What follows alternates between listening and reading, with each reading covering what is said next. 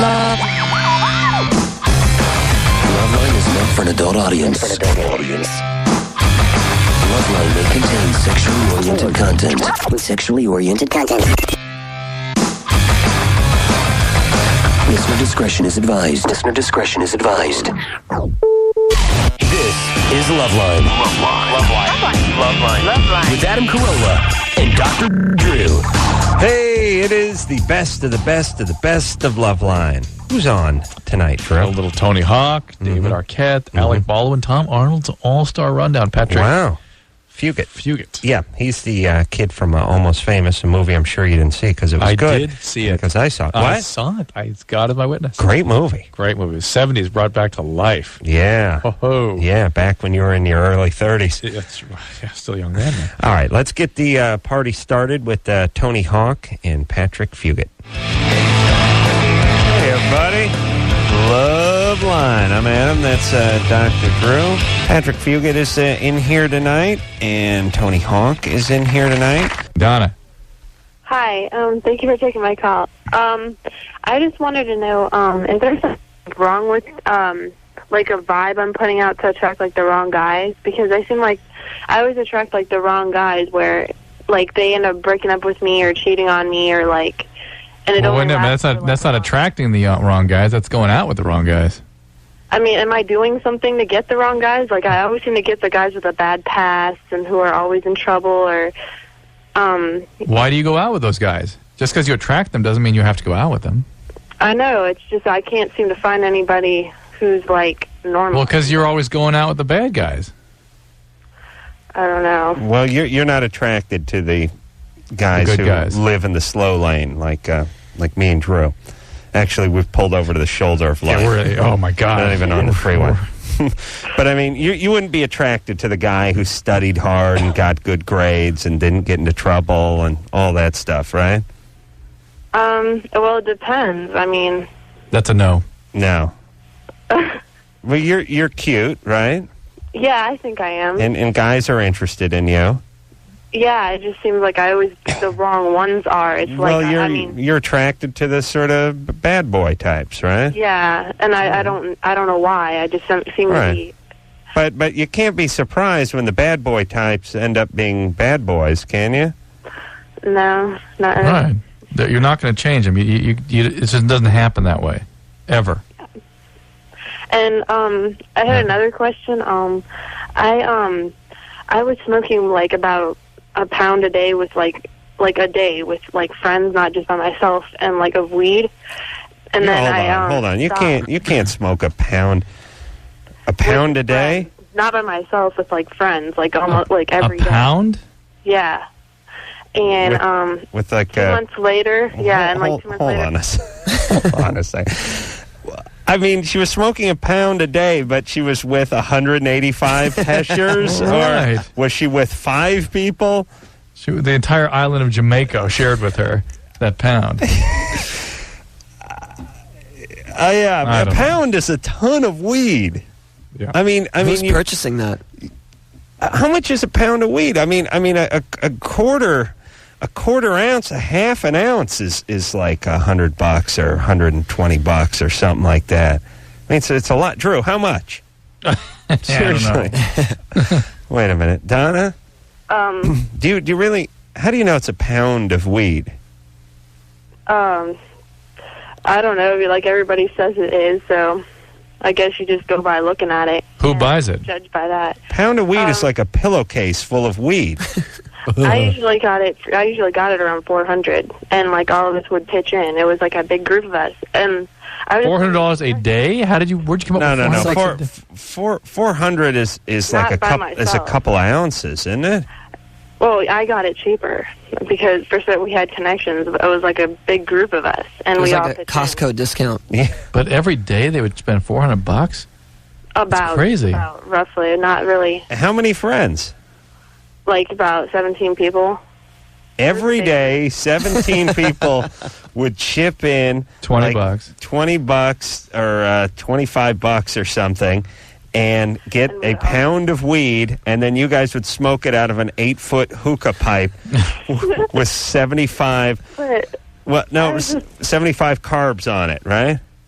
No. Okay, so it just sounds like a lot of trouble. And I started feeling depressed after that. Like after I quit, I've been sober for like 2 months now. Right. And because I've gotten in a lot of trouble, so I've been staying clean. And I was wondering, does it cause depression? Like absolutely. Characteristically, it does that. You need to look into this, Donna. You got a lot of stuff going on. You're 16. You got addicted to pot. You're having a depression from the biological injury of the pot. You're hanging out with guys that are paying the ass and hurting you. Why don't you look into things? You know? All right. Yeah. All right, good times there, man. Bye. All right. I can just see the 16 people that have been left behind by Donna confused. We're 25 short. Now, who didn't put in? We got to buy a pound of weed every day. I know she wasn't lying, but could it have been even close to true the way she was explaining it? Didn't seem like it. But it's another one of the callers where it's the weird energy night. How dare Joey. you? Joey? Yeah? You're 13. Yeah. Okay, I bought some weed the other day. Bought what? Whoa. Weed. Yeah. Yeah.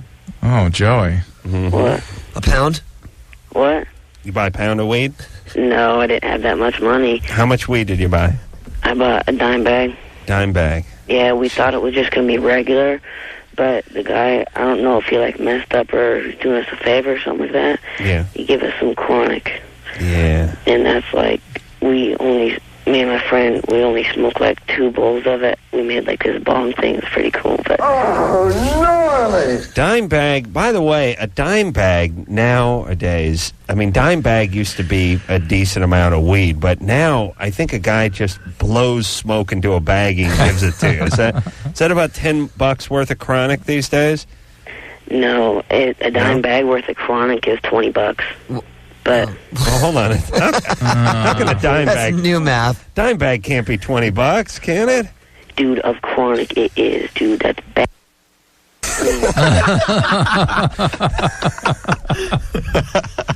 Oh, Joey. Joey's. You know what Joey ought to do right now? I know Joey is only in like the 7th grade, but he should just go right to junior college right now. Well, forget all about the 8th and the 9th grade and high school. Just forgo all that. You're going to end up at junior college. Just go there. Shouldn't there be an early? No, he'll end up there. He's not even going to make it to high school.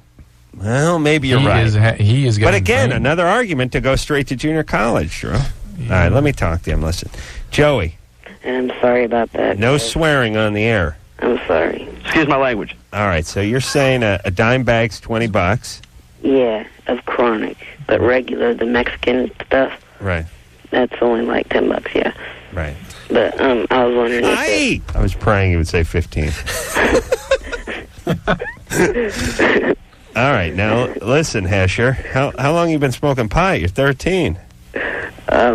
Well, 2 years. 2 years. All right. Or 11. Did you see Robert Downey Jr. and what his life has become? Who's that? All right, Drew. This is going to be Who's Robert tough. Downey Jr.? You know Yogi Bear? Yogi the Bear? Yeah. Yeah, all right. You'll turn into him. Yeah. Boo-boo. Yeah, you'll be eating them picnic baskets all day and avoiding the ranger. I don't know who he knows. You know Tony Hawk, right? Yeah, dude. Yeah, Tony Hawk Can says... I talk to him? Yeah, he says don't smoke weed. Okay. Well, here, he'll tell you. No, don't. Go ahead, Tony. You've been smoking weed since you're 11? About. That's just... I'm turning 14 tomorrow. That's so hard to fathom. I said, Tony, tell him not to smoke Yeah, weed. He don't. looks up to Quit. Quit smoking it. At your age, Joey, it's overwhelmingly clear that it hurts the brain, it hurts development, and it makes you dependent on these things in order to manage basically life. And it's something a cycle you just don't get out of. Robert Downey Jr., if you remember, I mentioned him, but he started when he was 9. He doesn't know him, Drew. I know, but other people do. As they say, out the gate by 8, in the spoon by noon, back again by 10. That's Robert Downey Jr. for Okay, him. well, I didn't realize I haven't been like smoking constantly since I was 11. It's been like, well, since my parents caught me. I started smoking then, and then I stopped for like a few months, like 6 months, something like that. then I started back up again. All right, well, stop. It's only going to get Yeah, I've worse. only been doing it like every other weekend. So. All right, well, just slow it down. Those 'cause dime bags are going to start getting to be they're $100, $200. That's right. Here we have a $1,000 dime bag. I remember when dime bags were 50 cents. Drew, remember those days? Yeah, well, 75 anyway. All right, so, Julia? Yeah? Yeah? Oh, sorry. Hi. What's happening? I just wanted to talk to Patrick Fugit because I have an absolute passionate... I love him. Yeah, he's hot. She's a passionate woman. All right, here he is. You're gay. Here he is. Hi. Oh, my... Okay. I wanted to call and tell you that I think that you're wonderful and you're delightful and almost say this is the greatest movie in the entire world after the Rocky Horror Picture Show. And every time I just watch you, you make me smile. And not many people in movies can do that. And I just think that you have an amazing presence. And that's really great. Thanks. And, the woman on the phone said I had to ask you a question, so I just thought up really quick. How did you get the part? 1999, I suppose. In the beginning of the year, they sent out a big nationwide casting call, and I used to have an agency in Salt Lake City where I live now, and I just sent in an audition tape, and I guess they liked it. Oh, crazy.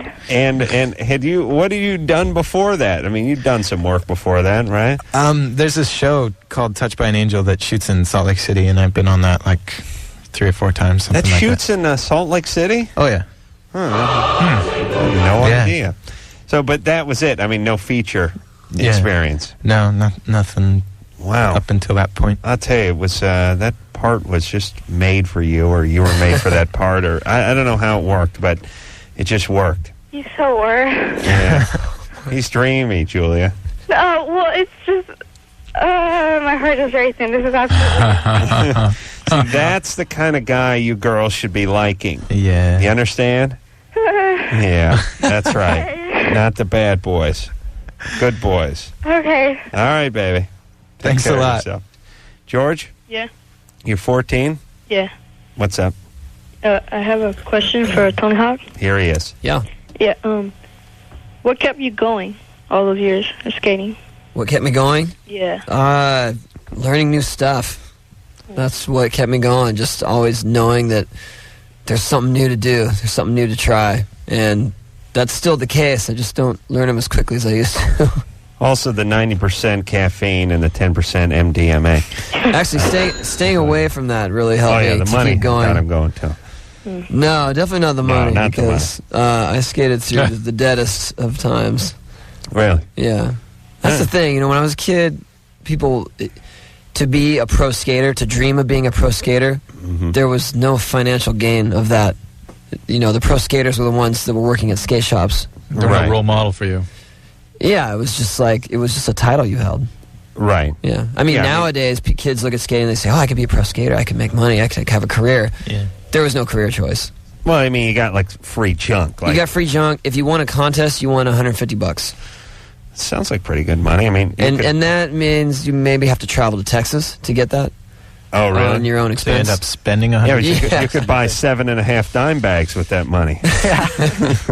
Or one. Depends on depending on how good it is. Right. George? Yeah. You got to keep them dreams alive, buddy. All right. You want to be a skater?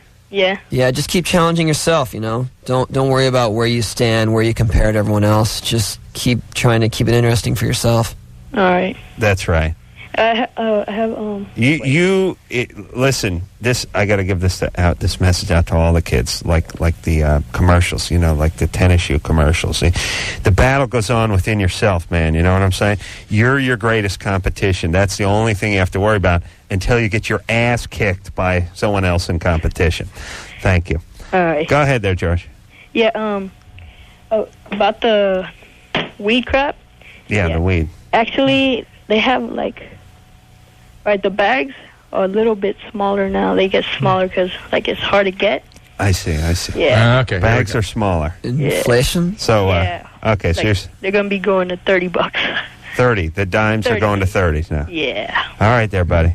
And remember, you can't smoke the weed. And Tony said it very well during the commercial break. You can't skate and smoke out of a bong at the same time. No, I don't smoke it, but... He said you have to get off the skateboard, get high, and then get back on. But you can't do it at the same time. All right. Oops.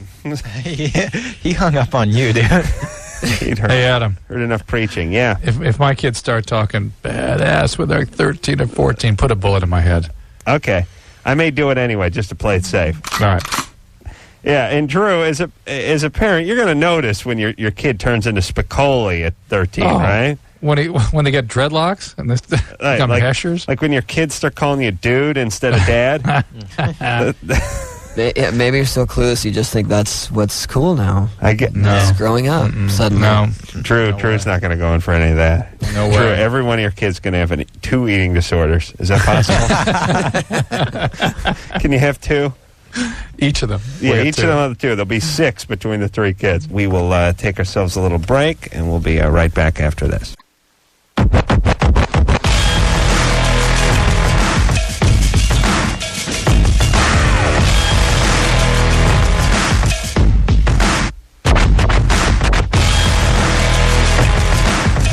Well, it's the best of the best of the best of Loveline.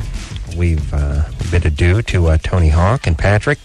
Now it's time to bring up a guy who's nuts, but nuts in a good way. Best possible way. Really. Yeah. And we explained that to him a number of times. Yeah. Yeah. It's starting to get insulting I'm not for him. sure if he appreciates it or not. All right. Well, I would still label him as a dear friend. Yes. David Arquette. David Arquette is our guest tonight. Aaliyah? Yeah. You're 20? Yeah. What's up? Me and my boyfriend have been dating for about 5 years. We have a daughter that just turned 3. And my sister, when she comes, we go and pick her out of town. She'll stay a couple nights, we'll drink, smoke a little weed. But my boyfriend and her have sex together. Perfectly normal. Your boyfriend and your sister have sex? Yeah, I watch.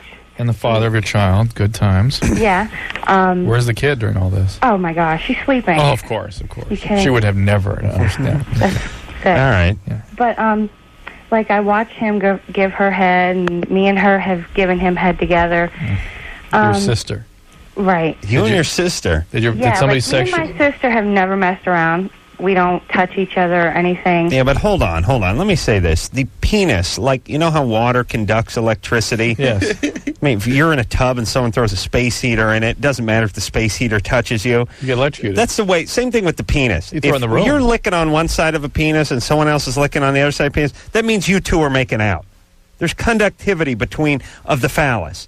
Yeah, but it's more than making out. I know, but I mean, more than conductivity. You and your sister would be better off making out than having a penis separated. Forget it. You throw a penis into the room, and you guys are making out. You know what I'm saying? If you're in the tub and someone throws a penis in the tub, That's it. You're making out. Oh my God. See, and she's calling from Florida, and I contend this is average behavior. No, this is considered modest behavior by Floridian standards. Aaliyah? Yes. Were the two of you, or either of you, sexually abused growing up, or did you have bad boundaries with your parents? Something? No, my father was never even there, and actually, well, I guess you can kind of call it abuse, but me and my mom and my sister, I mean, we all smoked weed together, and we drank together, and my mom was like the neighborhood cool mom. Yeah, how old were you when that all started? The cool mom. Cool when you're 11, but exactly. As soon as you hit 18, you realize she's just a loser hag. Yeah.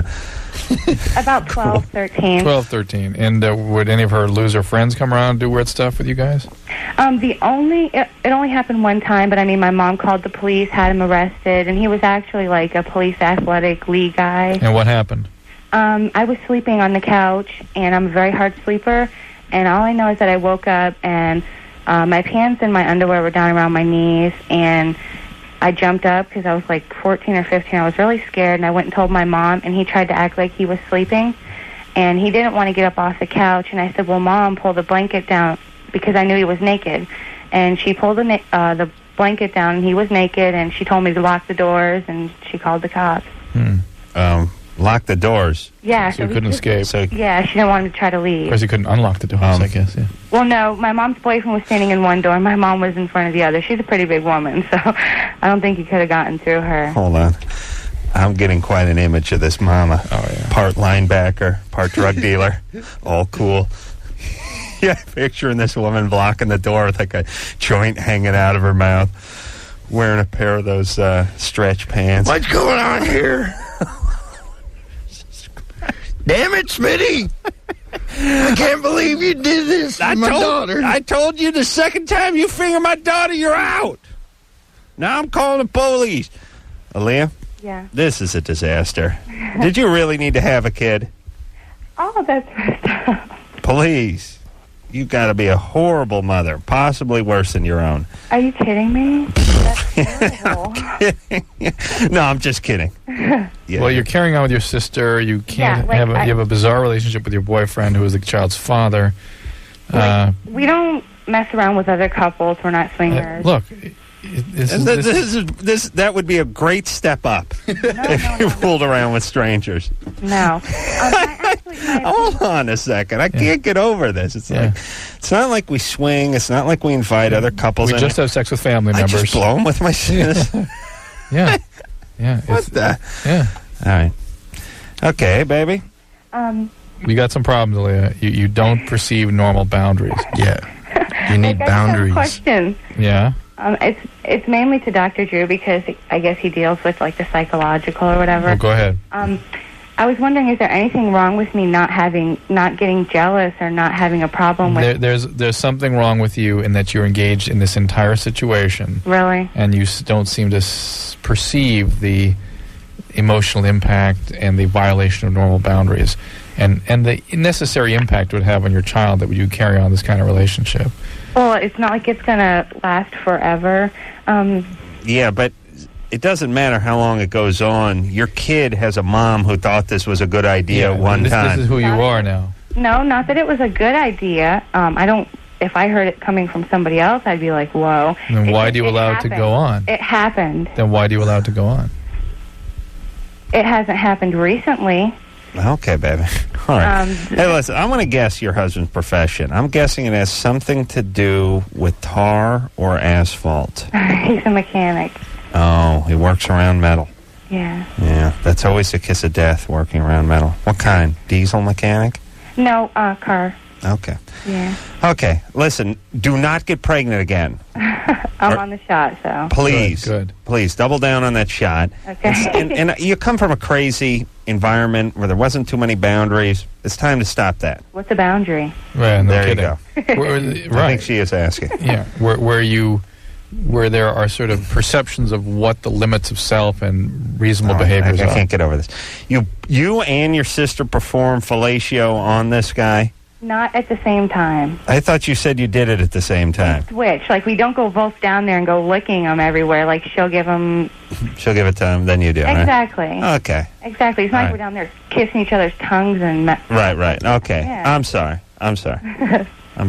I thought that's different. I didn't know you guys were tagging out before the next one went in. Jesus Christ. I wouldn't share a teacup with my sister. I'd have to throw it in the fireplace. Seriously, if she hands me a cup, I throw it in the fireplace. I don't doubt it. That's what I do. Holy Christ. I still contend this is average Florida behavior. Now, David had an interesting story growing up about boundaries and stuff. You were raised in sort of a commune-type setting? Yeah. Originally? And it was some Maharishi's concept you guys were following? Yeah, there's this Indonesian guy. It was sort of just a spiritual philosophy. What was his name? His name was Bapak. Uh-huh. Where was it? It was, I was born in Virginia on this commune called Skymont. You were born on the commune? Yeah. But what year was that? 71. Well, that was... You got screwed. 71 was just the height of the crap era. No one had a good idea in 71. Every car was bad. All the architecture all was that bad. stuff is great. No, it's all horrible. No, it's all a mess. the best. The music's pretty good, but all the ideas I've been are tainted horrible. because I love big collars and Just look at the architecture. Just think of the architecture. I love the architecture. Are you kidding? What architecture? Oh, Flat man. roofs with white rocks No, on it them was and aluminum windows? No, it was the beginning of modernism as we know it. I mean, it was just. I'm just coming out saying, of if you were modernism. born in 81, your parents wouldn't have been on that commune.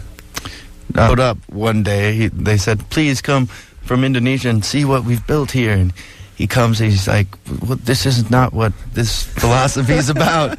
You're supposed to, become closer to God and work, bring your spirituality out into the world. Yeah, if you're an actor, go where actors are, and if you're go work, really, Yeah. and nobody wanted to work in that commune. Well, I don't know what the hell they were doing.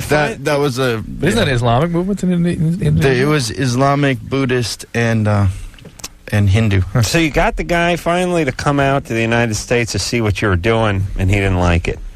No. And did he break it up? Did it break up immediately? It broke up. did he like walk in, look around, go, what the hell's going on here? Exactly. Oh, that's so. He said, "What are you doing?" And everyone moved. Wow. Yeah. Well, the boundaries were really screwed too. Kids were just running around wild. Yeah.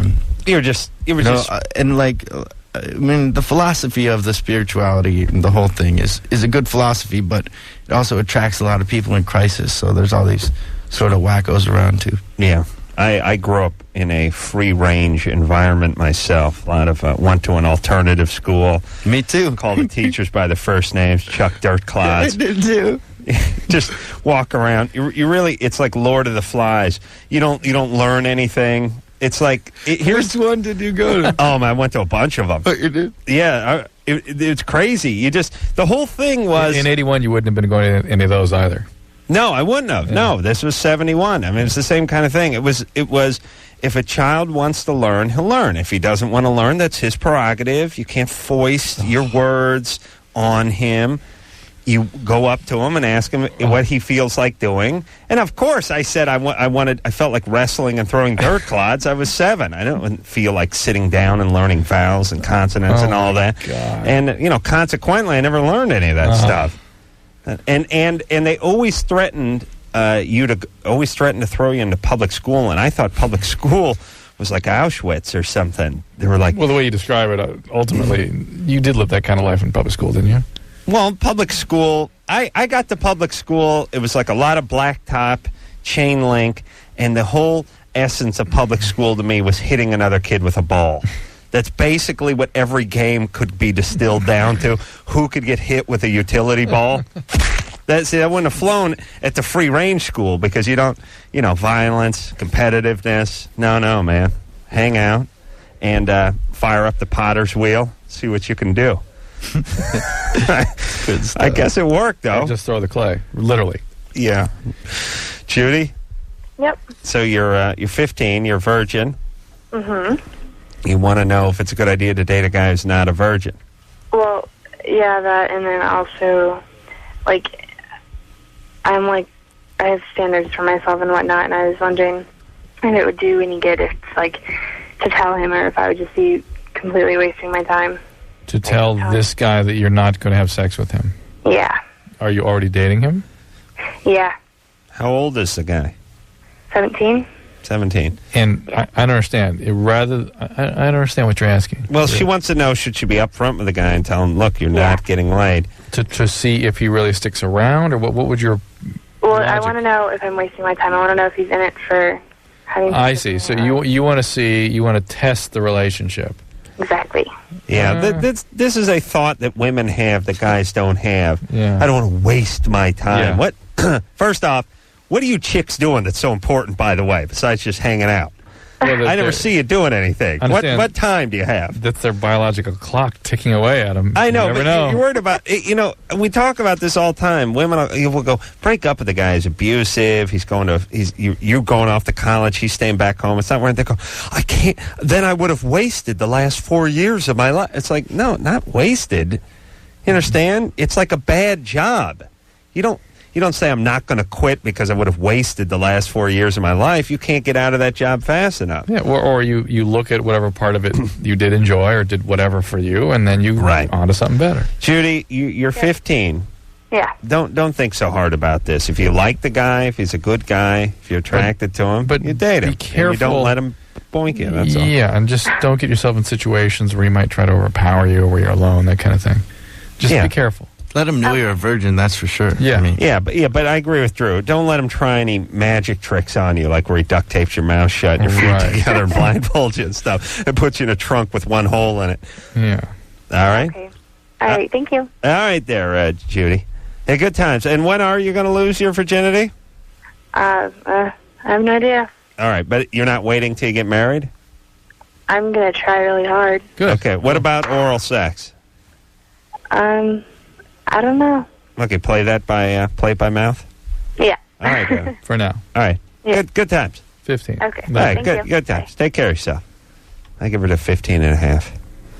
No, outside. No. She'll be fine. 17, 18. She's got standards. That's what I hated. That's the number one. got boundaries. That's number one.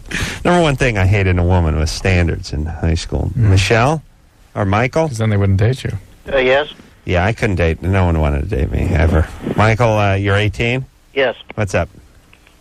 Well, it's like you guys keep getting calls from like teenagers that like they've had like anal sex for the past 7 years and stuff, and I was just wondering, like that last caller. Yeah, the virgin we just talked to. She was out of control. Yeah. I was just wondering because I'm trying to practice abstinence. And You're like, gay. Drew, please. I'm sorry. And it just seems like it's kind of hard doing it when like a lot of other teenagers are just like letting it happen, I guess. And Right. Well, are they really? A lot of them? well, I mean, 7 years of anal sex. You heard him. yeah. Well, it just seems like nobody really takes priorities or Nobody? really takes it seriously. Oh, Drew, would you shut up? Stop busting the guy's No, I chops. mean, I wonder what the social norm is for other 18-year-olds or 17-year-olds. Well, here's the way. I believe it's the same as it always was. In high school, or at least in my high school, there was like 8 guys who were getting laid constantly, and then there was the other 1,200 of us who were just home crying, beating off every night. Do you know what I mean? There's the guys who got it and the guys that don't. It's like there's one quarterback on the varsity football team, and then there's the rest of the guys. Mm-hmm. Which, yeah, that poses another problem because I don't masturbate. No. Now, why not? Well, I mean, my dad kind of left me like when I was 7, and I kind of got back with him when I was like 16. Mm-hmm. So I kind of lost that, I guess, role model. So I never really learned how to do it. So I just don't do it. Well, you think guys... Hold on a second. Drew, David, you remember when your dad sat down with a tub of Jergens and a roll of paper towels and taught you how to beat off? Yeah, that was... I was 13. Wait a moment. Thank God I got a picture. Stuff on the mantle. He's passed away, but I tell you, I keep that picture in my wallet. Come here, son. Think how it is these days, too. The video, handycams. Son, now this is my jack bib. Your grandfather strewn it across his chest, and his grandfather brought it to World War I, put it across his chest, and now I'm passing it on to you. Now, what you'll want to do is, well, back in the day, we used to use lard or goose fat. Hey, Smitty, come over here. Show my son how to stroke it. Jesus. Now, not so fast, son. It's not a race. That's right. Hold on. Move aside. Let Daddy slide in there. There you go. Just till you get the rhythm. Nice and easy. You got that? All right, carry on. All right, now you'll be doing that about 8 times a week for the rest of your life. All right, let's, Michael? Yep. Sorry about that. I never even talked to my dad about anything from the age of 13 on. And if I heard him coming up the hall while I was beating off, I wrapped myself like in a cocoon with my comfort and pretended I was dead. Not sleeping, dead. I was just going to put fake blood on my forehead and knocked over the lamp. Because they knew if I was sleeping, I still could have been beaten off. But if I was dead, he couldn't catch me. All right, this is no excuse. What's going on with you? Are you religious? Yes. All right. Well, no sex. Were you taught not to masturbate? Not that I know of. No one mentioned this to you. All right. Do you have sexual urges? Yes. Do you have erections normally? Like when you wake up in the morning, that sort of thing? Yes. Okay. Do you have wet dreams? I try not to. I know, but you have no choice, right? Right. Yeah. If that's God giving you a handy, by the way. Yeah. If God meant it not to happen, it wouldn't be happening. The biology requires it. What about this? God's whole problem with you beating off is you're wasting your seed, right? Yep. Well, then why would God build in a mechanism where you waste your seed onto your mattress or comforter in the middle of the night without your hands? Doesn't seem like it's a good plan. Like God had a flawed plan in terms of the human anatomy. You know what I'm saying, Michael? Yep. Okay, buddy. All right, good times. Good times. I don't know what his question was. Michael, get yourself a can of lighter fluid and a road flare. And then you sit down and you pour the lighter fluid all over your genitalia. You understand, Michael? Yep. No, don't do that. Look, if you don't want to have sex, don't have sex. And you don't want to beat off, don't beat off. We don't care. And do whatever you want. That's fine. And don't worry about what everyone else is doing. And is it wrong that I think he should light himself on fire? No, sir. No. Masturbate. Yeah. Well, okay. Let me say a few choice words about Michael. Michael is smart because Michael wasn't going to get laid anyway. Do you know what I'm saying? So you can blame it on this. God damn, I wish I had something to blame it on through high school. Yeah. There's nothing worse than wanting to get laid, making it known that you want to get laid, and not getting laid. You don't come across that good. But Michael has a very convenient excuse. I could tell by Michael's voice he wasn't going to get a lick of trim anyway through high school, and at least now he's got God on his side. But now's the problem, and this is the problem with religion. All right, Michael, you don't want to get laid, you don't want to beat off. Fine, that's accordance with your religion. But now you got to start looking for others and seeing what they're doing, and that's the problem. See, he wants to know what's going on with everyone else. This, leave it alone. Hey, you don't want to get laid? You don't want to beat off? Fine. I'll see you up on the bell tower shooting at the kids in a few years. But leave everyone else alone. That's their business, right? And I would suggest a little beating off because you will go insane as an 18-year-old. I mean, Drew, how pent up are you going to be? That's how fogged is your thinking going to be? You must sort of hit some sort of ninja zone at some point. You must sort of fall into some sort of zone. I mean, it's like G. Gordon Liddy, holding his hand to a flame. Eventually, you're able to do it. Right. And your testosterone levels will drop, and the sperm production will drop a little bit. Not completely, but it will fall off. Okay. So, all right. Your body helps you a little bit that way. Okay. You're listening to the Best of Loveline. We'll be right back with David Arquette after this.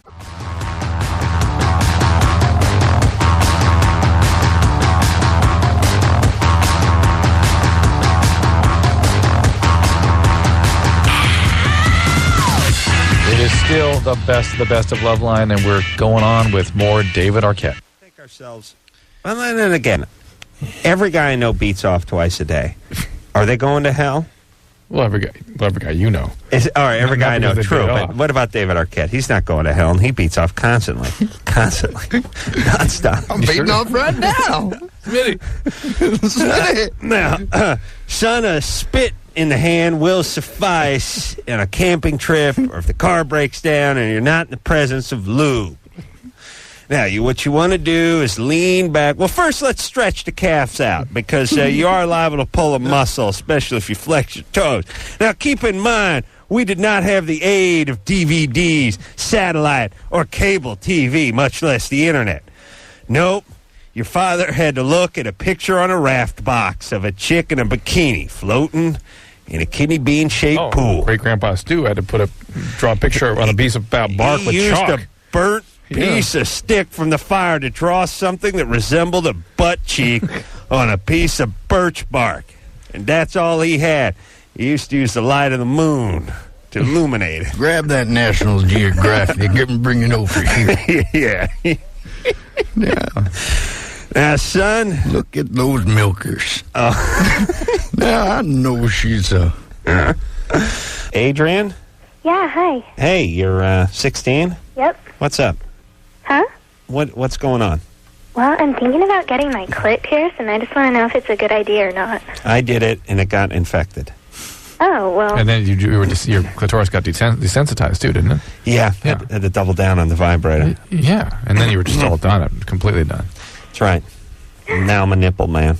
Oh, okay. So you're 16. You want to get this done, huh? Yeah. What's up, baby? What happened to you? Nothing? Something. No. Who didn't pay attention to you? No, I get there's a certain amount of little. She's got the girl voice voice, here, too, yeah. Molestation? Molestation? No. Come on. Nothing like that. Where's Daddy?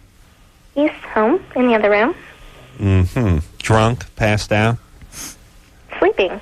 Mm-hmm. And when did you lose your virginity? Where's my bourbon? A couple months ago. That was it, huh? Mm-hmm. I'm going to play a new angle. Religious parents? No. How's Mom? She's fine. Parents still are together? They jewelers? No.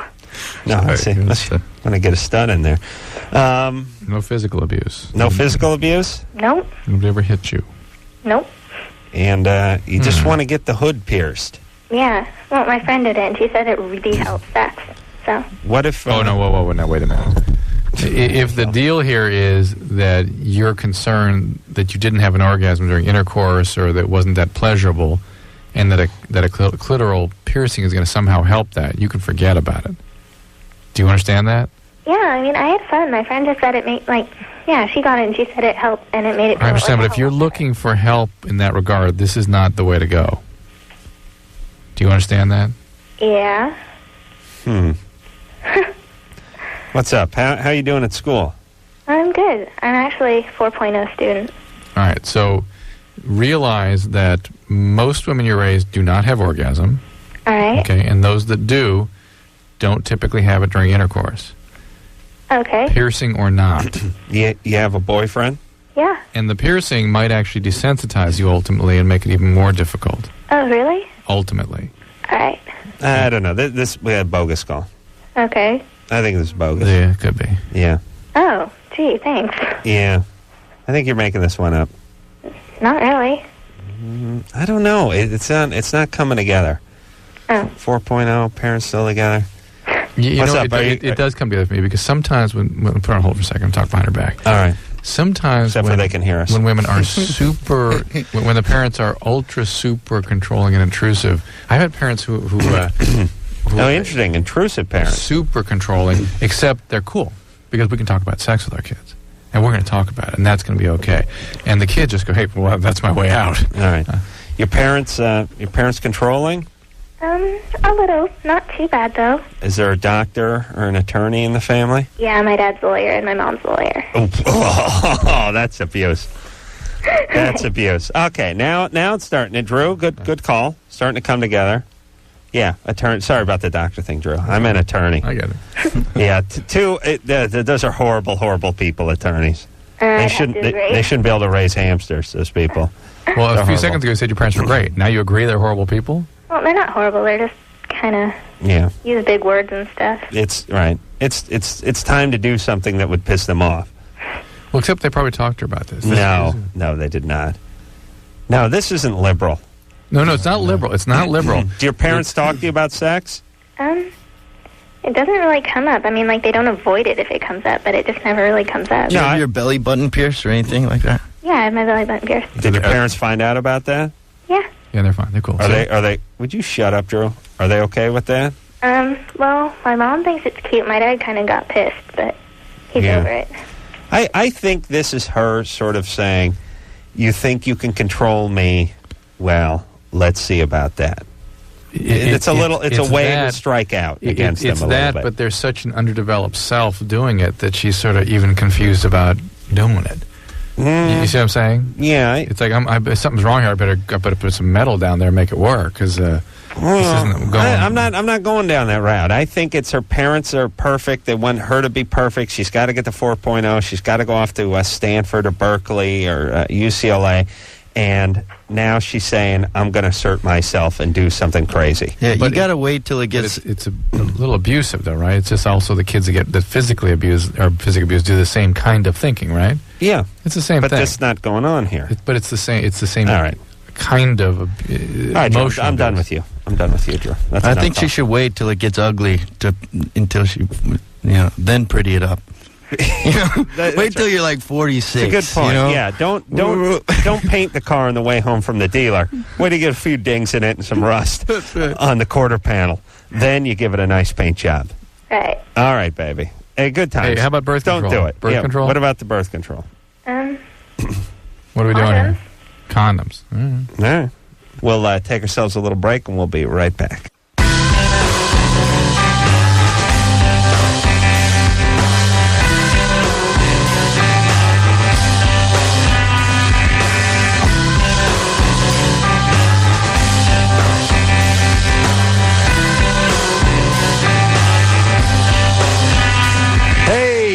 It's the best of the best of the best of Loveline. We'll say goodbye to David Arquette, Tony Hawk, and Patrick Fugit.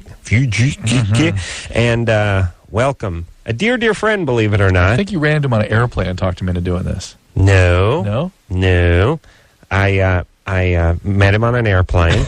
No, I met Alec Baldwin in an airport, right. in an airplane, but he came up to me. And he wanted to do the show. And he is a fan of the show, and then, he has a driver who tapes all the shows and then plays it for Alec when he drives him around. But then he started calling me and stuff on my cell phone. It was crazy, and he was nice enough to come in here on his 44th birthday. Alec Baldwin has joined us in the studio, the king of all Baldwin, with nothing to plug. God bless him. Let's talk to Meredith, who's 20. Meredith? My question is about my boyfriend. He has, I want to say, almost like a third testicle, but not really. Well, this is where her fund of knowledge begins to break down, okay? I'm sorry? Go on. It's in the sack with the other two? Yeah, and it's been there for about 6 months, and why hasn't he had this checked out? He's missed 2 doctor's appointments because of work and stuff. And I was just wondering if you knew offhand what it could be. Yeah, there's a lot of possibilities, If Meredith. it's something really serious. It could be. If it feels hard and sort of rock-like, it can be cancer. It could be a hernia. It could be a cystocele, spermatocele, varicocele. There's all kinds of things that can get going in there, and some of which are harmless, some of which can affect fertility, and some of which are very serious. Yeah. So they're all sort of funny, though. Yeah. Initially, at least. Yeah. The third ball scenario is always a funny one. I think that's kind of odd, though. Like, a guy gets a third ball, and right away he's thinking, hey, it's a third ball. Like, their mind doesn't say, oh, it's cancer, or it's varicocele. They're going, wow, lucky me. Cool. You know? Yeah. Right. It's an opportunity. It's like if someone cramped in their change purse, they'd feel the weight and go, there must be more change I'm in the money. there. Yeah. We're going to the arcade. So, Meredith, take him on in, okay? He's got to get this checked out. Okay. All right? All right, thank you. All right. Good news about testicular cancer, even if that's what it is. That is highly, highly curable. It is. Curable. Is that one of the ones that's better than what? That's one of the best ones. It is. Really? Yeah. What's the worst one? They add the solid tumors, adeno, lung, pancreas, pretty much any brain tumor. But they would make such a big deal with like Lance Armstrong and but if men's brains are in their penises, then it's the same thing, right? Well, the testicular cancer. The third ball is brain cancer. Interestingly, this testicular cancer makes for the brain right away. It really? Sends right up. Yes, absolutely. It's a pipeline. Yeah, it is a pipeline. Now they just hitches a ride with. But testicular cancer. It's a miserable chemo and stuff, but it's completely curable. What cancers are they making a lot of progress on? Prostate? All of them except the solids. I mean, it's like 90% of cancers are really quite treatable. What do you mean, except the solids? This is the adenocarcinomas. Again, lung, pancreas, colon. The thing about colon that's such a disaster is that you can get it before it converts to a cancer by doing regular colonoscopies. I mean, there's no reason for anyone to have colon cancer in this country. How old should you typically be before they start shoving that hose up here? 50, but I've already had one, and I'm only 43. So. Oh, you've had the colonoscopy? The big snake up there and everything? Yep. Yeah, did they knock you out? Oh, yeah. They give you a pelvic? Yeah. Yeah? They give you an epidural? No, just asleep. Twilight. So they put you down and then hit you with the snake? Yeah. Wow. Yeah. Are you sure? You just didn't get some GHB and got raped outside a club? How do you know you got snaked? Maybe they just charge you for it. They don't even No, do it. I remember So when I you wake do. up, do you feel kind of... I woke up and I actually looked for a little while what they were looking at. So you were twilighted, but you still had the video thing going. I remember still looking. You were waking up stoned, to but the not so video thing. stoned you couldn't watch the little tube ski there. Little tube of tube. Yes. Exactly. Alec, you ever had that? I never got snaked, no. No, I never had that happen. It's I'm good. 44. Today's my birthday, oddly enough. Yeah. Happy birthday. I'm 44 today. Is I mean, if it's time to... Have we got time for a quick snake right now? He's a doctor, right? I don't have the equipment, but we could run across the street. No, or I could something. put... This is a Anderson clinic, could isn't it? throw something together. We got enough mic cords and extra equipment back there. We could work Absolutely. something It's out. Westwood one. Come on, we need fiber optics. Okay, beautiful. Yes, John. Yes. Yes, you're 16. What's up? Hey, well, I was just calling to ask that I was making out with my girlfriend, and I was leaving. When I was leaving her house to go home, her mom came up to me, and she was just asking me if I've ever dated an older girl or anything like that. Right. And she was kind of putting her hands on me, and I was Right. Yeah. Liar, whore, and you know it. Please, this is so weak. I didn't know what to expect. You're a worse actor than I am. Yeah. How old are you? What's his name? Steve? John. John, how old are you really, John? 16. You're 16. Yes. Okay. No, you're a complete spaz, John. You cannot pull this lie off. Why? Because there's no woman that would be attracted to your retainer-wearing spindly ass at this point. I see you very clearly. Your head is as narrow as a coin when it's on its side. You're all braces, and your hair's all over the place, and you're spindly, and your scrotum hasn't dropped yet. You're the guy that jumps off the bridge in Saturday Night Fever, you know what I mean? Yeah, that's you. You're like a young George Segal. Do you play the trombone, John? It is the banjo, I believe. Banjo? All right, that's it, John. You're wasting our time. You understand this is a very important show. Alec Baldwin's a very important man. Drew's a doctor. I'm me. And you're wasting all of our time. Do you understand? Well, I'm sorry if you don't believe me, but... Yes, we don't. Oh, okay. All right. I'll see you in hell. Yeah. All right? Yeah. All right. We'll chill together. All right. No, I will torture you. I'll torment you. Megan? Yes. You're 25? Uh-huh. What's up? I was actually calling to comment on the previous caller who had mentioned that she felt like she was going to urinate when she was having sex from behind. Mm-hmm. And actually, that's pretty a common side effect of G-spot stimulation for a lot of women, especially women who have female ejaculations. Mm-hmm. That may or may not be true. Okay. But do you have G-spots, by the way? I thought that was just something you guys made up to F with us. No. They exist. Something And- we couldn't find. yeah. They exist. Yeah. And do you have female ejaculation? Yeah. And is that every time you have an orgasm? No, it's only with specific G-spot stimulation. It's not with a regular clitoral orgasm. And what does that mean to you, G-spot stimulation? The anterior wall of the... And how does that work for you? How does that work for me? Yeah, how does that happen for you? Usually with fingers.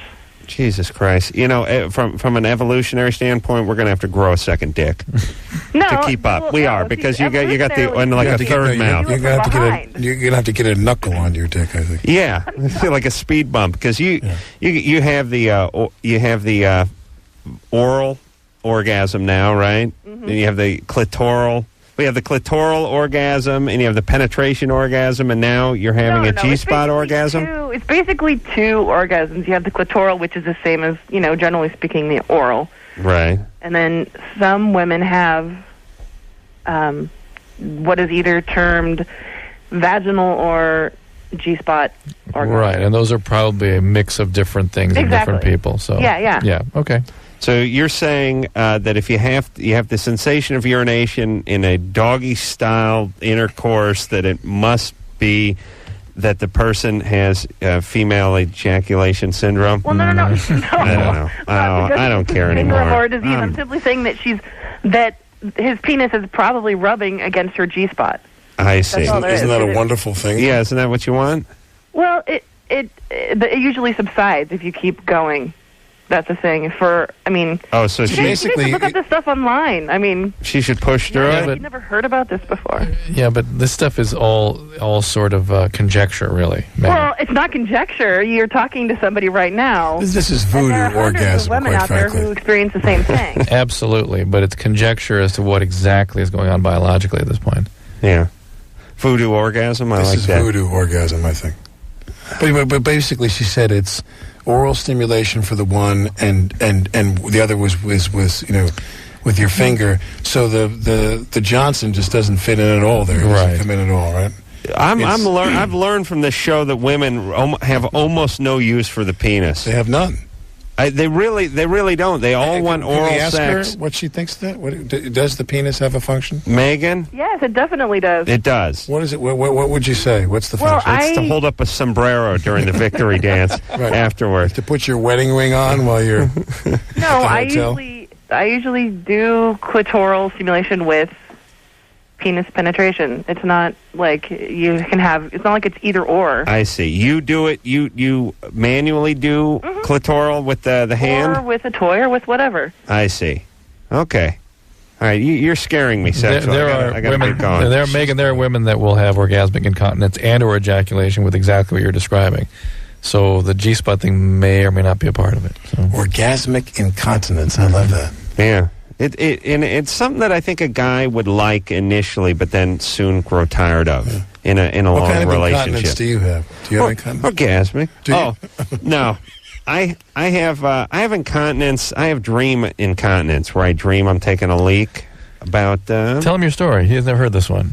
What You haven't told the story in a long time about when you were at your girlfriend's house and you had that lovely dream about the... I wet my girlfriend's bed many years ago while I was sleeping with her. But you have what? You have like barley, hops, malt, and No. The dream was very interesting, though. The dream was I have a lot of violent dreams, and I was in front of a castle on like a fjord with the bog. A bog, yeah, with the steam on the ground, the fog and everything, and I was doing battle and doing nicely, slaying people with the swords and whatnot. And I just got done slaying everybody and realized I got to take a leak badly. And I was undoing my armor as fast as I could do it, but I realized I didn't really know how to undo my my bronze underpants because I didn't put them on. They were on when I started the dream, So I started to get them out, and I just remember dropping those bronze underpants and just leaking on the side of the castle, like looking up thinking, this is the end of a good day. I killed a bunch of Huns, and now I'm taking a leak on the castle. And then I looked up and I was looking at that cottage cheese acoustic ceiling, and I thought that's an interesting sky above the castle. And then I thought, wait a minute, I'm not standing at all. I'm horizontal. And then I said, oh Christ, I'm my girlfriend. That's not a minotaur. That's my girlfriend. Right. So I woke up, and the thing that's funny about, and you guys should do this just as a psychological experiment, it's hard to maintain your masculinity and be in a pool of your own urine at the same time. I reverted to like a 4.5-year-old. I was like, it's tough when you got to wake them up and tell them. So it's just like, yeah, hey baby, I made messy. I made pee-pee. I was immediately like 4. And she's like, huh? And she immediately snapped and then get up, and I couldn't do anything. I was like, I stood, and she flipped things and pulled stuff off and flipped stuff around. So you have Nordic fantasy incontinence. Yes. Medieval. Yes, medieval incontinence. And so the really worst part is we were only together for another 4 months, but she would always, it'd be 4:30 in the afternoon, I'd be drinking a beer, she'd like, are you sure it's a good idea? Yeah. All right, come on, please. She's talking about your ass right now. What are you talking about? Yeah, that was old Stephanie. Yeah, it was good times. Yeah, broke my heart, that bitch, Drew. Broke my heart. Oh, you want to talk to Matt over here? Sure. Matt? And I've done it 15 times since then. And Drew, you think that's a problem? Do you not? Yeah, wedding that the bed problem category. Once, twice a year. Sure, I put that in. See, I think that's healthy. So you agree to disagree? Yes. Matt? Yeah. You're 15? Yeah. What's up? I was down in Mexico, and they got these prescription drugs. They have them here, too, I think, called Somas or Somacid. Mm-hmm. And if you take 3, it's like a muscle relaxant. Yeah. If you take like 3 or 4 of them, it's like being drunk but better, and you start hallucinating a little bit. Mm-hmm. And I just want to know. Like what can I do to you? Like can it mess you up? And Yeah, they can be highly addictive. It's actually converted by your body into something that used to be called Miltowns, meprobamate. And when you get addicted to this stuff, which happens pretty easily, and I've treated a number of these now, it is hell to get off this drug. It's one of the worst detoxes you can possibly go through, one of them. And don't mess with this. And it's a severe sedative. You can overdose on it pretty easily. But and Matt, just in general, at 15, trying to get out of your mind high is probably not a great sign. Where do you live, Matt? Phoenix. You live in Phoenix. So you go over the border and you go into Mexico and you just walk into the pharmacy and grab these things? Yeah, they got every 5 feet down the street. You just go in there and be like Somas, and then they sell you for like 10 cents a pill. I mean, they got a world championship baseball club there in Phoenix, man. Can't you just like get in the bleachers and have a couple of beers and 15 unwind? You know? All right, 1 beer. All right. Well, you sound like you're 40, quite frankly. Your voice, or is that do you have soma laryngitis or whatever it is? Are you loaded right now? Are you loaded, man? No. No. Hey, Matt. Smokes a little pot, that's why it sounds like that. Matt, I just want to tell you truthfully. I grew up in North Hollywood with a lot of guys who did a lot of stuff, and it's just basically most of them are alive now, and most of them are sober now. But from age 15 or 16 to age like 28, your life is completely gone. Right. You just get high, you spend a lot of money, you get no education, you move nowhere, you have a lot of relationships that are screwed up, a lot of family relationships that are screwed up. And then somewhere as you get around 30 and you stop producing so much testosterone and you've screwed up and got 100 DUIs and, spent too many nights in jail and stuff, eventually you go, all right, this is enough, I'm tired of this. And you dust yourself off, and then you begin what you should have began when you were 17, except for you're 31. Bingo. So Bingo. Why bother with that whole dance, Matt? It's a toy you play with, and the sooner you put it down, the better. All right, Matt. All right, thank you. There you go. Knock it off, please. All right. All right. Let's talk to Eric, who's 29. Eric? Oh, yeah. I have a question for the doctor. All right. For Dr. Drew. I have, sort of an embarrassing problem. When I'm aroused, I get, a lot of pre-cum. A leaky gasket. Yeah, very leaky. And it's kind of I'm kind of self-conscious about that. I was wondering, do you know if there's any, medications or any herbs that would reduce? No, definitely not. You might be able to... about just stuffing some kitty litter down that urethra to soak it up before you leave the house. I could get it down there. Yeah, I know. With your dart. But again... Snake it. Well, you just load it like you're loading a musket, You get the horn of litter, and you just stuff it down the urethra. Get that Davy Crockett kind of powder bag, Right. Keep your powder dry. Yeah. Eric, no, there really is no good way. You might want to do the Kegel exercises, some muscular contraction that might help it, but probably this is just you. So, Eric. Yeah? If you were, let's say, making out with a young lady for a period of time, and then you went home, there'd be a big spot in your underpants? Yeah, there would be. And it's kind of sticky. Yeah, okay, buddy. We got that part. Yikes. Okay. Sticky, you say? Yeah. Okay. Get that down. And do you have a girlfriend? Not really, not right now. But don't you think if you had a girlfriend, you could kind of work this out? Well, kind of in the past, I've had I've had partners that didn't want to go down on me because they didn't like the taste of pre-cum. So it can be a kind of a problem, It can interfere with my sex life. Are you gay or straight? I'm actually bi. Yeah. Okay. Well, the guys weren't into it either? Well, some of them yes, some of them no, but it can create problems because some people don't like Eric's. Hang on a second, Eric. Hang on a second. Yeah. Eric is the equivalent in a male of the little girl voice. I mean, imagine how old did he say he was?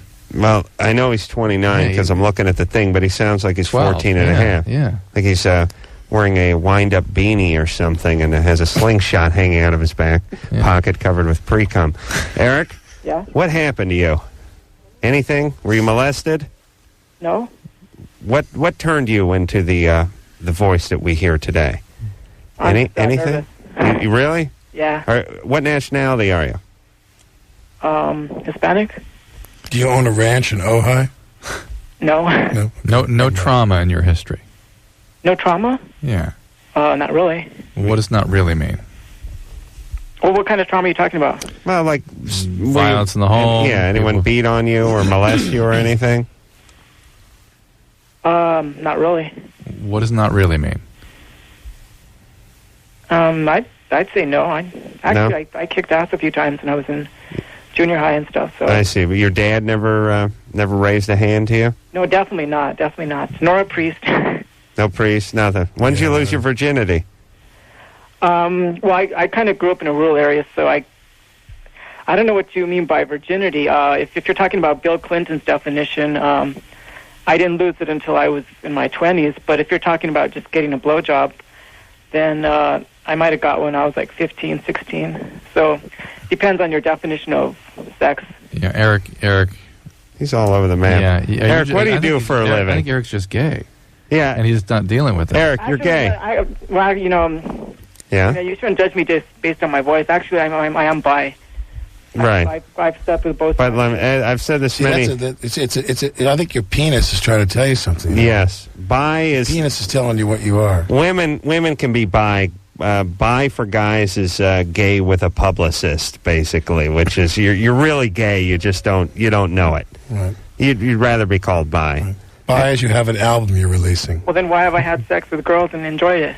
Well, you have a small penis, you fag. And what was who the hell was it? That was Clinton. Listen, any gay guy can slip up. You know what I'm saying? What do you mean slip up? They have sex with a woman. Eric, what do you do for a living? I'd rather not say. All right. Okay, listen. I would... what does that have to do with a leaky dick? I don't know. We're getting off the subject, but anyway. All right. Do the Kegel exercises and open yourself up to the notion of being gay full-time. All right? We all get that vibe off of you. And who knows? Maybe you'll even get Alec Baldwin one day. And especially just all the intellectual defensiveness that you... trying to dangle a carrot out in front of me, see? All that defense is... Intellectualizing is not real. It's justifying. It's trying to make things a certain way when they're not. Something seemed up with it. Yeah. All right, we'll take a break.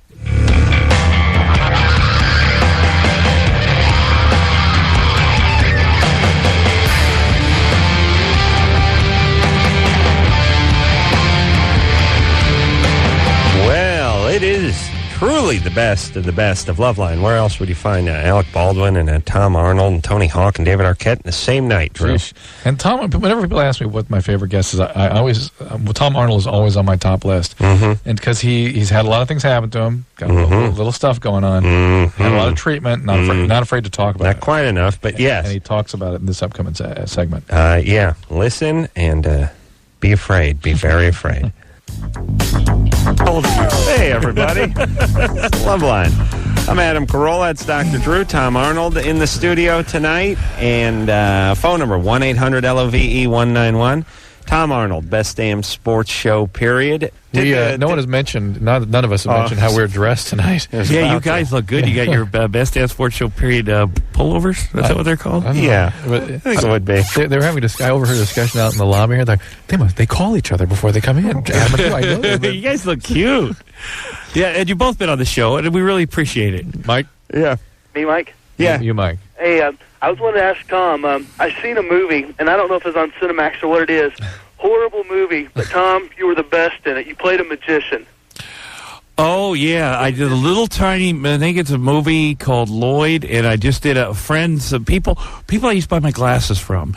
They said, listen, we're going to do an independent film someday, and would you please be in it? I said, all right. If you get it together, they worked really hard, and the whole family put their house up, and And they did everything, and they called me one day and said, "Will you do this and do a little couple scenes in it?" And I said, "Sure." And then it was on TV. This is a while ago. They lost their house? No, they actually. I don't know. I think I heard it was tough. They probably should have, but no, I haven't actually seen it. It's called Lloyd. I think it was called The Ugly Kid, but they thought that might be too offensive. It was a horrible movie, but you were great at it. Oh, thank you. Though that's good to hear. And it's nice, Mike, that you stick with a movie with the potential that Tom may show up at some point and save it. Every bad movie. Every bad movie. Exactly. You hang with it. Thank you, hoping buddy. Tom Arnold is going to show up. I came in on it where the kid turned the TV on, and Tom was wearing like this turban Yeah. with a deck of cards in his hand and was doing some kind of magic trick. See? And I said, even in my stoned state of mind, I was like, there's no way I'm turning this off. There it goes. Well, see. Thanks, man. He did, Appreciate it. He did what he could do, Mike. Yeah. Thank you. He did. All right. And what, you're playing Marshall Brodeen or something, like one of these TV magic guys? I don't know. You don't even know. remember. I love that. Oh, boy. James, Hello? you're 14? Yeah. What's up? I was actually molested by my neighbor when I was 6 years old. Was that a male? It was actually a female. Wow. How old was she at the time? I don't know how old she was. Roughly. Later 20s. Okay. Oh, so she was an adult. Did she Yeah. did she make you have sex with her? No, she just pretty much touched me and stuff, and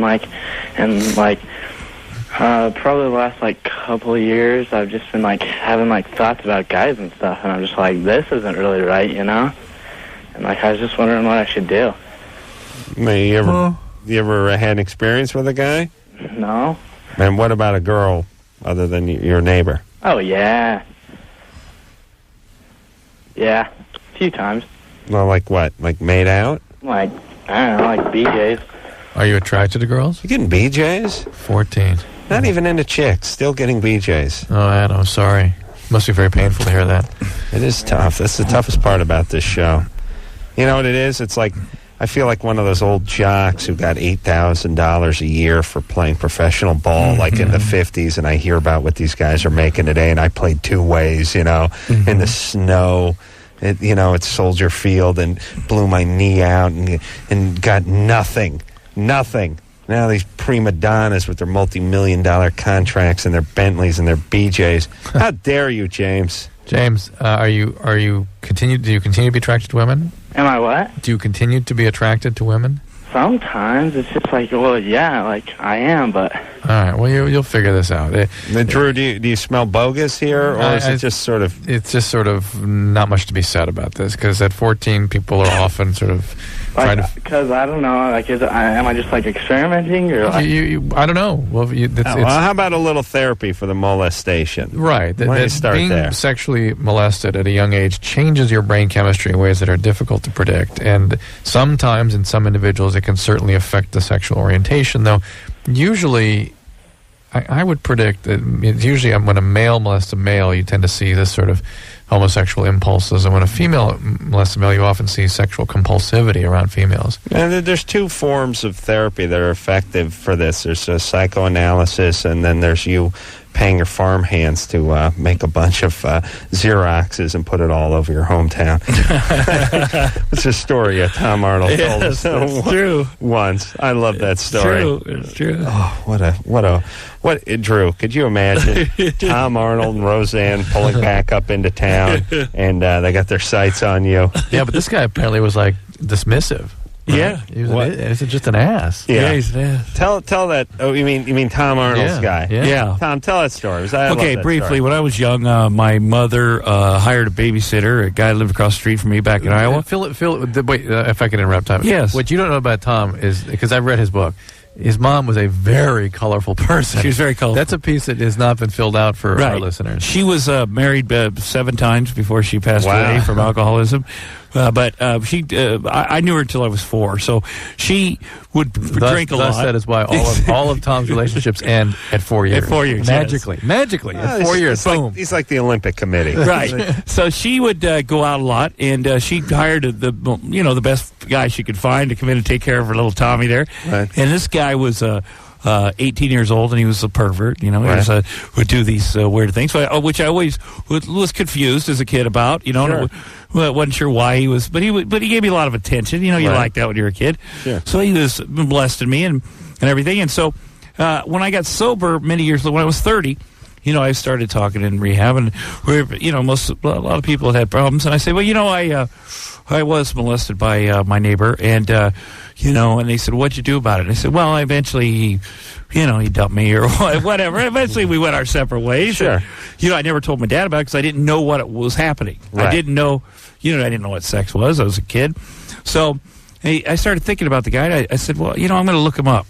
So I did some checking and found out he was where he lived and found out where he worked. He had a good job. He was a church leader, white collar, and he had adopted 4 boys. So then I started thinking, well, I better go. I better go confront the guy. And this is back in Iowa. Yeah. This is when I lived out here. He's still in Iowa. That's right. With his 4 boys. So I found out where he worked, and I was going to confront him. And I worked with my therapist for about 6 months, and so I wasn't angry. And so I went to where he worked. I hadn't seen him. You weren't angry. Yeah, exactly. Who's your therapist? I hadn't seen him since we'd broken up, or I hadn't seen him in many years. And so I go there where he worked. First of all, I go up to the receptionist, and at the time I was famous, and she sees. She goes, "Oh my God, what are you doing here?" And I said, "I'm here to see so and so." Oh, I gotta tell him. No, don't tell him. Don't tell him. This is gonna be a surprise. So I go. And how long had it been since you'd seen him? Since I was a kid.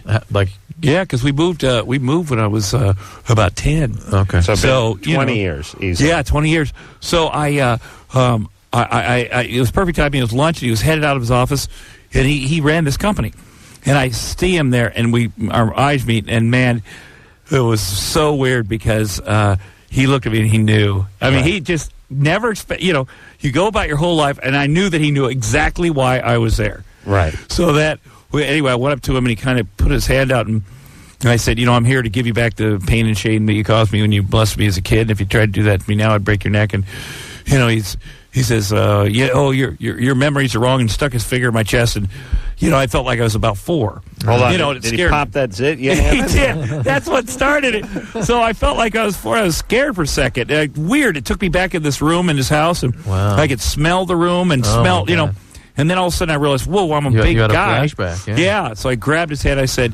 you touch me again, and I'm going to break your effing neck. I'm going to, so now he got it. And by now, people come out of their offices, and we're seeing this, and they kind of knew what was going on. So they heard you saying all this stuff. Yeah. So I ran outside. I remember it was freezing in Iowa. It was like feeling so good because I'd confronted him and got in the limo and headed to the airport and got on the plane. And then as soon as I got back home, the private eye that found him called me and said, "Well, one more thing.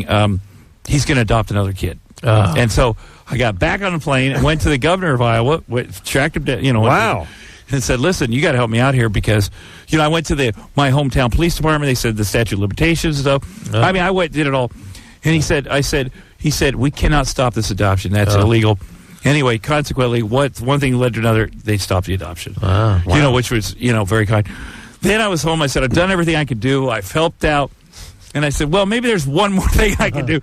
So I sent my farmhands for my farm in Iowa. In the middle of the night, they put up 400 posters with his name and all his information within 6 blocks of his house on every pole. Just so the other kids in the neighborhood had an idea. What did the flyer say? Do you remember? That his name and what his crime and what the kind of pedophile and beware of him, his address and. Good thing Tom wasn't angry when he did this. But let me say this: I did get a little with the reason. Part of the reason I got when I was thinking about confronting him, I was like, I don't know if I want to confront him. I was in court. My sister was on trial.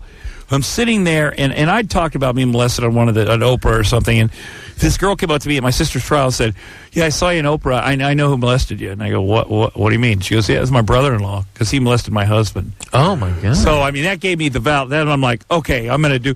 And it was interesting because I rounded up the old kids from the neighborhood and tracked them down. And hadn't heard from them in a while. Very interesting take everybody had. These people I hadn't seen in 20 years. And some people were really embarrassed about it and didn't even want to talk about it. Some people were like, wow, it's, because it wasn't just me. They've been abused too? Yeah. Oh, my God. Yeah. And now... This is the thing we always say about child abuse, is that one guy can Oh, yeah. Hundreds. Yeah. So now, when you put these things up, and you get the adoption stopped. Right. And now, obviously, if this guy is feeling like he's got a case, obviously he did it, because if he didn't do it, he'd be suing Tom and Roseanne at the time. I said, when I was on television, I said, I'm going to call him blank, and I said his name every time. I pretended that it was a fake name because it's a standard name, right? But I said his real name. Wow. So I was in my mind. That's not the healthiest way to do it, but I was challenging him over and over again. And he never brought any. No, he could. Yeah, never, because he didn't want this exposed. Exactly. Obviously. Still, I wonder. Oh, with the kids. Could you imagine? But let me just play devil's perverted cousin here, which is the statute of limitations had run out on Tom's case. I know. Roseanne's worth $100 billion. This guy has one of the flyers as Exhibit A. Probably could have come out here with a legal team and sucked a couple million from Tom and Roseanne's bank account anyway. Yeah, you know what I mean. But obviously, he would have fought it. This guy wouldn't have the resource to to go well, that's probably true. It's an inspirational story, Tom. Yeah. I do love that story, and I don't know whatever became of that guy. And I wonder, did you ever find out, for instance, about the 4 boys he did adopt? Well, he's got a wife. He has a wife. At least, what can I do? I mean, the word is out. Oh, you did everything you could do. But you feel bad. But you also don't want to. You just pray that it's whatever. Yeah, and the biggest problem that we know from doing this show is that when guys like that victimize these people, I mean, there's a 25% chance they'll come to Hollywood and strike it rich in comedy, but higher than likely chance they're going to stay back in their hometown and do some molesting of their own. Right. And that's the syndrome. And that's what makes these guys sort of world-class predators. And that's where in a way they're worse for society than people that do things that almost seemingly sound worse. Like killing. Yeah, in a sense, because as sad as it is, when you kill your victim can't then kill other people or can't destroy other people's childhoods or can't go on and almost continue your work in a certain sense. We'll be right back with the best of Loveline and Tom Arnold after this.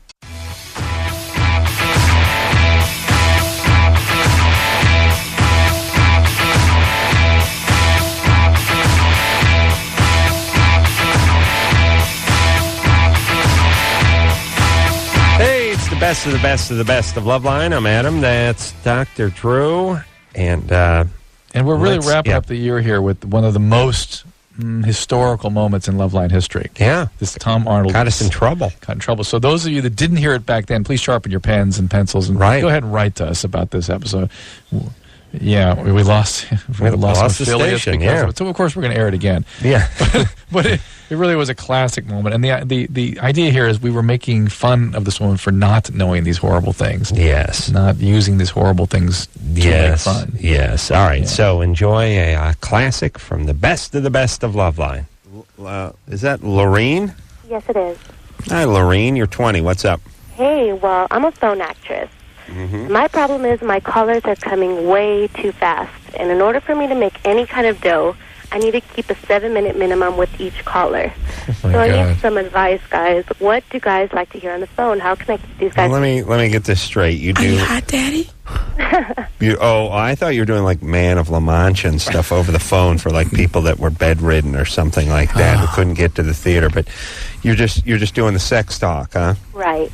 How do you describe yourself? Because I think they do a little too good a job sometimes, and then it's like, I'm 5'9", I'm a 38 double D, I have... Oh, no, I keep it real. I say I'm about 5'7", long dark hair, green eyes, 36 feet, 24-inch waist. Have you ever had a bachelor party and... Hold on. Hold on, we gotta go. Have you had a bachelor party and then someone described themselves like, I mean, honestly, over the phone, they said, this woman is this way, and they get to the door, and you feel so bad for them. Right. Because they do weigh 220 pounds. Listen, I was thinking about this the other day when I had a bunch of people waiting at an airport for me for a chartered plane that was like leaving, but not without me, and they said, they called me on my cell phone, and they were like, "Where are you?" And I'm like, "I'm just getting off on Sherman Way. I'm on the 405 as I'm basically going down my driveway." And I'm thinking to myself, it's nice that you lie, but the fact that it takes you 25 minutes to get a block and a half from where you said you were, like eventually, like the stripper who says how hot she is, isn't there going to come a time when the truth is revealed? Yeah. Yes, and I that's why you have to sort of, it's good to build it up a little bit, but don't, when you're still in your driveway, say you're down the street, don't say you're coming up. So, Lorene, you describe yourself as, is that what you are? Yes, I am. Okay, and what do you do? Like, is the talk, you saying the talk is like extra naughty, extra good? Like, talk to Tom, see if you can... Hi. What do you mean? I'm sorry. Hi, Tom here. Talk to me. So what is... Visa or MasterCard?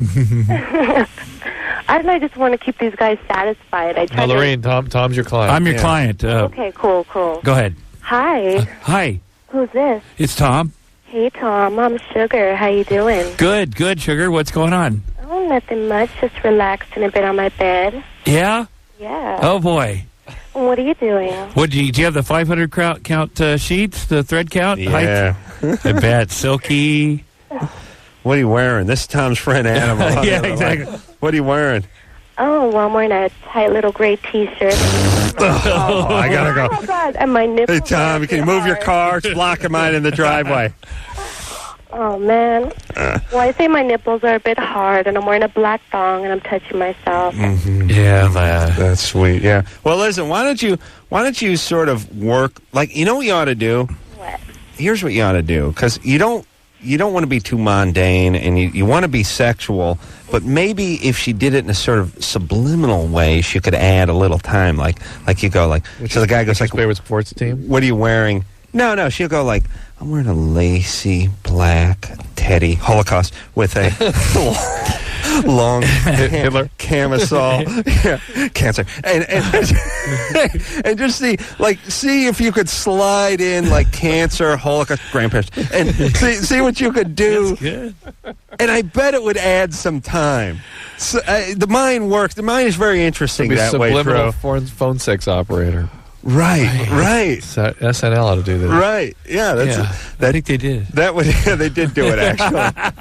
But I think that would work for her. Yeah. Let's try that. Let's see.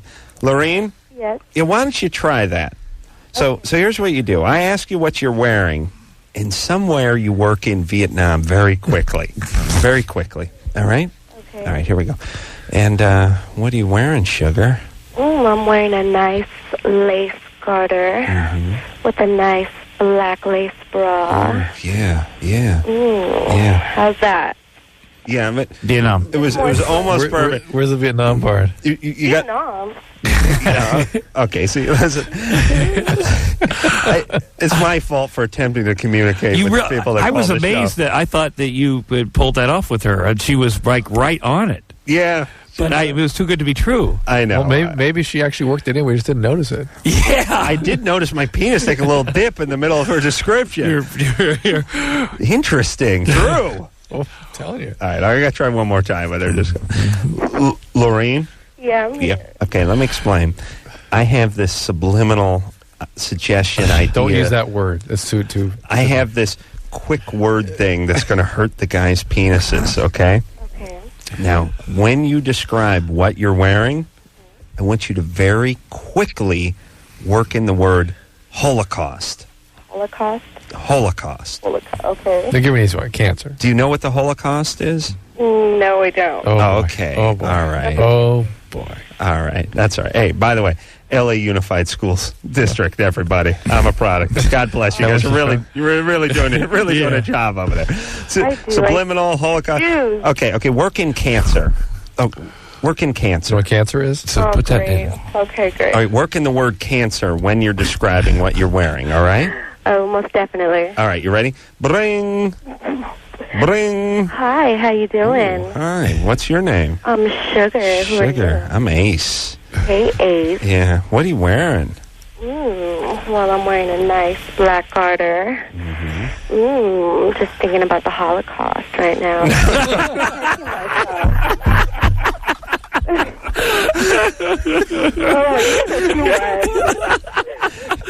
sending you my bill. Yeah, yes.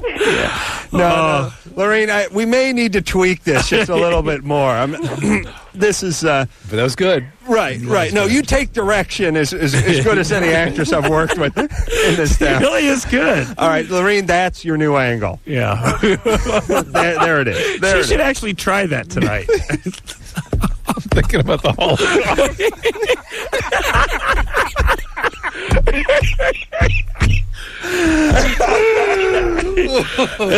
All right.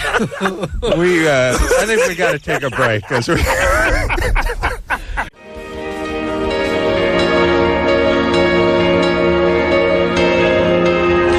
Well, that's it. I want to thank Tom Arnold and Patrick Fugit and David Arquette and Tony Hawk and dear friend Alec Baldwin for all joining us tonight, even if it was unbeknownst to them. And for all of you and all of our guests for supporting us all year long. This is the end of the year. That's it. All right. Game match set. All right. Match. Well, have a healthy and a happy, and we'll see you in the new year. And until next time, the Santa Pro for Dr. Drew saying, mahalo. I'm going to say something amazingly profound right now. Blah, blah, blah. Blah, blah, blah, blah, blah.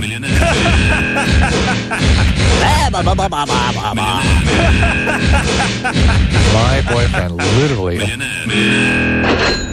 Why? All you screwed up people, you can't articulate yourself any better than that. People. I did some gay porn with my mother, who I had sex with. Oh, come on. Oh, no. Yeah, a little yeasty on the peckaroo. All right, I'm giving you oral sex starting now. I just got done whacking off to my mom. Mommy? The world is your oyster. I mean, because that's all the world is. Drew is so jealous of my peckaroo.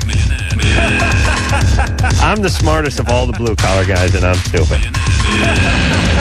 The point is if I can do it, anyone can do it. My boyfriend, literally a millionaire. Yeah.